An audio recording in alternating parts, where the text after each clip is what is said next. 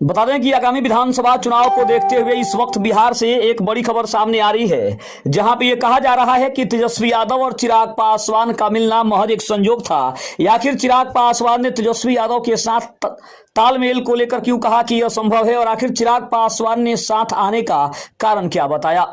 नमस्कार, मैं हूं संजीव और आप देख रहे हैं आप तक न्यूज। अगर आप हमारे चैनल पर नए हैं तो चैनल को जरूर सब्सक्राइब कर लें। बता दें कि बिहार चुनाव के मद्देनजर चिराग पासवान का बड़ा बयान सामने आया है। चिराग ने साफ कर दिया है कि तेजस्वी यादव के साथ उनके पारिवारिक संबंध हैं, लेकिन उनसे तालमेल बनाना बिल्कुल भी संभव नहीं है। बिहार में इस साल के आखिर में होने वाले विधानसभा चुनाव को लेकर राजनीतिक तैयारियां शुरू हो गई है। राजनीतिक गठजोड़ से लेकर पुराने साथी और विरोधियों तक को साथ लाने की कोशिश शुरू हो गई है।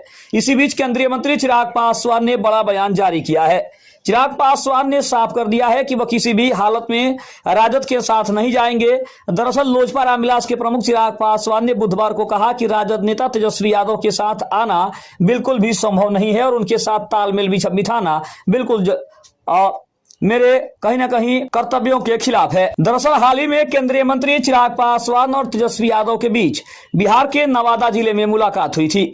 इसके बाद राजनीतिक अटकलों का दौर शुरू हो गया था। हालांकि इस पर चिराग ने कहा कि मेरे और तेजस्वी के बीच हमारे पिताओं के समय से पारिवारिक संबंध रहे। उन्होंने कहा कि हम सामाजिक रूप से बातचीत कर सकते हैं, हालांकि हमारे बीच वैचारिक मतभेद बहुत ज्यादा है, इसीलिए यह तालमेल को संभव बनाते हैं। अगर ऐसा संभव होता तो हम 2020 के विधानसभा चुनाव में भी साथ आ सकते थे। मैंने तब बिना किसी गठबंधन का हिस्सा बने चुनाव लड़ने का एक बड़ा फैसला किया था। इस बात को दर्शाता है कि उनका जो तालमेल है वो तेजस्वी यादव और महागठबंधन के साथ संभव नहीं है। चिराग पासवान के ने इस दौरान तेजस्वी यादव को बेटा होने पर भी खुशी जताई है। उन्होंने कहा कि मुझे खुशी है कि मेरे भतीजे का जन्म हुआ है। अगर ये मुलाकात का मौका है तो इस बार ज्यादा गौर नहीं करना चाहिए, और पिछली बार जब हम एक दूसरे से मिले थे तो उसे एक ठीक ठाक बैठक भी नहीं कहा जा सकता है। साल 2025 के आखिर में बिहार में विधानसभा का चुनाव होने वाला है और सीएम नीतीश कुमार के नेतृत्व वाली सरकार का कार्यकाल 23 नवंबर 2020 से शुरू हुआ था। सरकार का कार्यकाल 22 नवंबर 2025 तक है।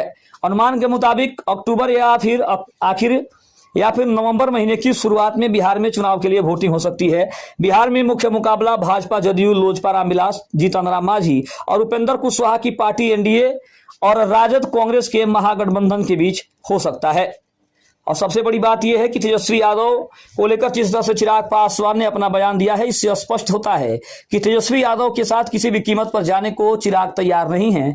क्योंकि जब भी तेजस्वी यादव और चिराग पासवान की मुलाकात किसी खास मौके पर होती है तो राजनीति में चर्चाओं का बाजार गर्म हो जाता है कि क्या तेजस्वी यादव और चिराग पासवान साथ आने वाले हैं।